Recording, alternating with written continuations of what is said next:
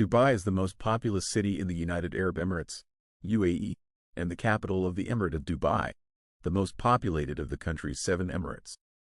Founded in the 1800s as a fishing village, Dubai has emerged as a major center for regional and international trade since the early 20th century and early 21st centuries, with a focus on tourism and luxury. So how did Dubai become such a developed country? Dubai is thought to have been established as a fishing village in the early 18th century and was, by 1822, a town of some 700 to 800 members of the Bani Yas tribe and subject to the rule of Sheikh Tanad bin Shakbat of Abu Dhabi.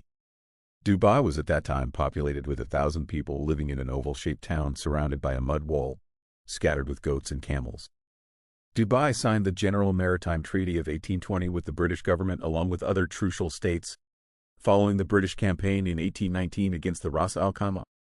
This led to the 1853 Perpetual Maritime Truce.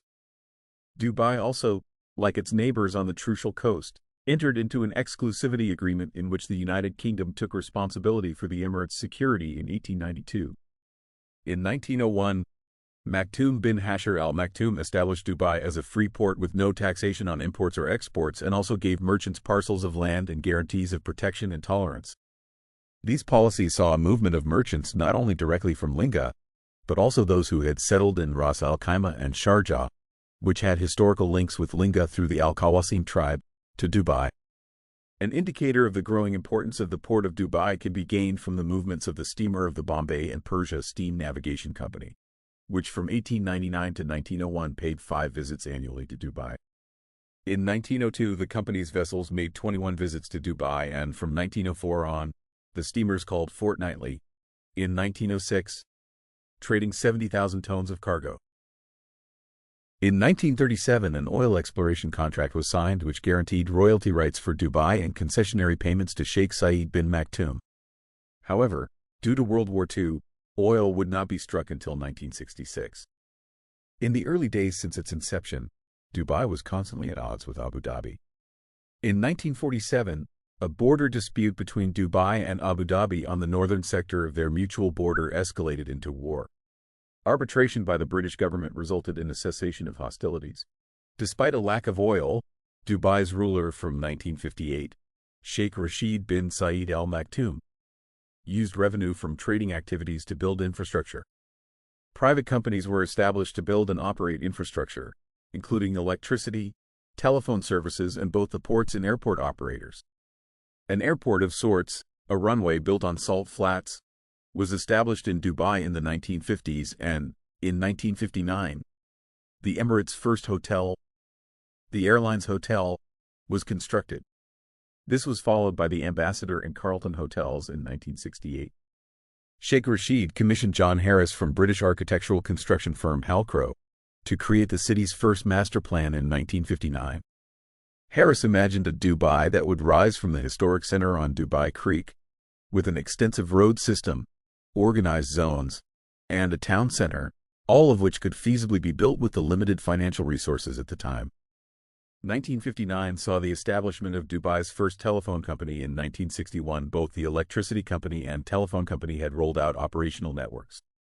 The water company, Sheikh Rashid was chairman and majority shareholder, constructed a pipeline from wells at Awar and a series of storage tanks, and, by 1968, Dubai had a reliable supply of piped water.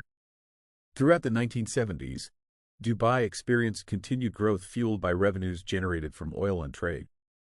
In 1979, the establishment of the Jebel Ali port, a deep water port accommodating larger ships, marked a significant development. Initially facing challenges, Sheikh Mohammed initiated the JFZA, Jebel Ali Free Zone, around the port in 1985, facilitating unrestricted import of labor and export of capital for foreign companies. Simultaneously, Dubai Airport and the aviation industry continued their expansion. The government of Dubai took a decision to diversify from a trade-based, oil-reliant economy to one that is service and tourism-oriented. This has made real estate and other developments more valuable, thus resulting in a property boom from 2004 to 2006. Construction on a large scale has turned Dubai into one of the fastest-growing cities in the world. There are a number of large-scale projects which are currently under construction or are to be constructed in the future.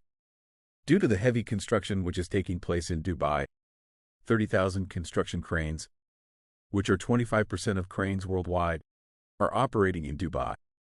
Due to the burst of construction, Dubai has acquired various building-related records, which include the world's tallest tower, Burj Khalifa, the world's largest shopping mall, Dubai Mall, the world's largest fountain, the Dubai Fountain, and the world's tallest hotel, Gevora Hotel. Also under construction is Dubailand, which will be almost twice the size of the Walt Disney World Resort. In 2009, many construction real estate projects were suspended or abandoned due to the worsening financial crisis of 2007 to 2010. That has also caused property prices to fall considerably throughout the United Arab Emirates, but most notably in Dubai. A real estate regulatory agency study found that over 200 projects had been cancelled between 2009 and 2011. In 2013, Prime Minister Sheikh Mohammed bin Rashid Al Maktoum created a committee to consider liquidating stalled building projects to pay off investors. A 2022 study by economists who had access to leaked Dubai real estate data on 800,000 properties found at least $146 billion in foreign wealth invested in the Dubai property market, which is twice as much as all the real estate held in the United Kingdom by foreigners through shell companies. The study found that approximately 20% of offshore Dubai real estate is owned by Indians, whereas 10% is owned by the British, and that in a number of conflict-ridden countries and autocracies have large holdings in Dubai relative to the size of their economy. By cross-comparing the leaked data with Norwegian administrative data, the study found that 70% of the properties owned by Norwegians in Dubai were not reported in Norwegians' tax returns, which raised questions about Dubai real estate investments as a form of tax evasion.